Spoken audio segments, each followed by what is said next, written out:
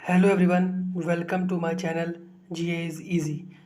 आज हम लोग डिस्कस करने वाले हैं 30 सितंबर की न्यूज़ के बारे में, जिसमें सबसे पहले बात करते हैं मॉनेटरी पॉलिसी के बारे में, जो कि कमेटी जो है वो गवर्नमेंट ऑफ इंडिया ने फॉर्म की थी।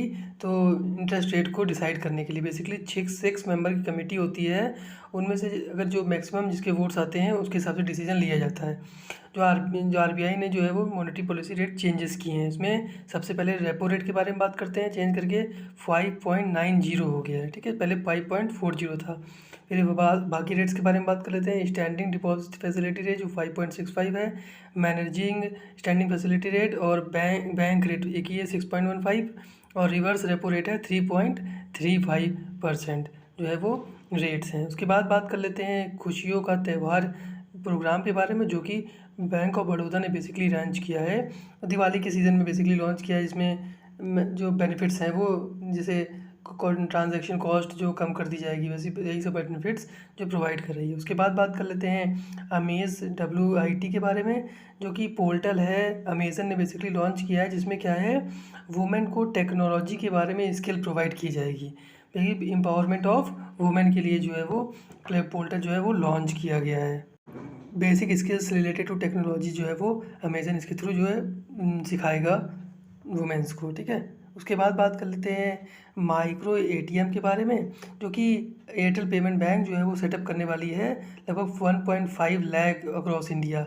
अब बात कर लेते हैं माइक्रो ATM के बारे में। बेसिकली पॉइंट ऑफ सेल तरह के ATMs होते हैं, जिससे जो है वो ट्रांजैक्शन जो है वो कर सकते हैं, विद कैश विड्रॉ कर सकते हैं अप टू 10,000 डेली के हिसाब से। ठीक है, तो एयरटेल पेमेंट बैंक जो है 1.5 लाख जो है वो सेटअप करने वाली है। उसके बाद बात कर लेते हैं लता मंगेशकर अवार्ड के बारे में, जो कि उनकी डेथ के बाद जो है वो कॉन्स्टिट्यूट किया है बाई मध्य प्रदेश गवर्नमेंट, क्योंकि लता मंगेशकर जो है बेसिकली भोपाल की रहने वाली हैं।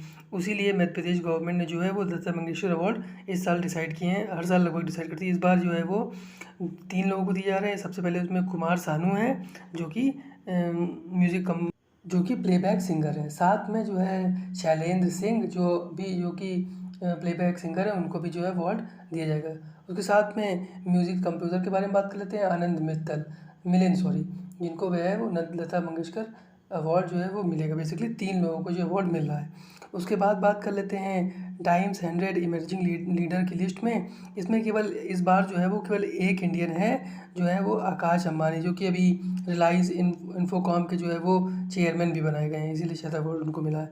उसके बाद बात कर लेते हैं wealth Hurun India 40 under 40 self made list के बारे में, जो कि इस लिस्ट में लोग जो है वो सब इंडियंस की बेसिकली लिस्ट है, जिसमें 40 under 40 self made rich list में इसमें सबसे पहले नाम है निखिल कामत का, जो कि जेरोडा के जो है वो चेयरमैन है। जेरोडा कौन सी कंपनी है जिसमें लगभग क्लाइंट जो है वो हेल्प करती है कि वो कैसे पैसा इन्वेस्ट करो, और डीमैट अकाउंट खुलवाती है। बेसिकली स्टॉक ब्रोकर कंपनी है, इंडिया की नंबर 1। ठीक है, इसलिए ये नंबर 1 पे है। उसके बाद बात कर लेते हैं भविष्य अग्रवाल के बारे में, जो कि सेकंड पोजीशन पे आते हैं, क्योंकि ओला के जो है वो फाउंडर है। उसके बाद बात कर लेते हैं ग्लोबल इनोवेशन इंडेक्स के बारे में, जो कि इसमें क्या है इंडिया जो है वो 40th नंबर पे आ गया है।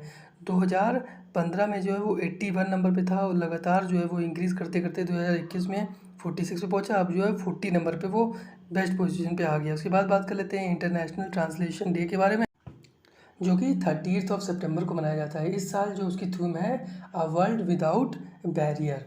तो 30 सितंबर को इंटरनेशनल ट्रांसलेशन डे बनाते हैं, और उस दिन थीम है वर्ल्ड विदाउट बैरियर। उसके बाद बात कर लेते हैं वर्ल्ड मैरीटाइम डे के बारे में, जो कि 29 ऑफ सितंबर को मनाया जाता है। और इस साल जो इसकी थीम है new technologies for greener shipping, जो है वो उसकी थीम है इस बार 29 सितंबर। Thank you for watching. Please like, share and subscribe to my channel.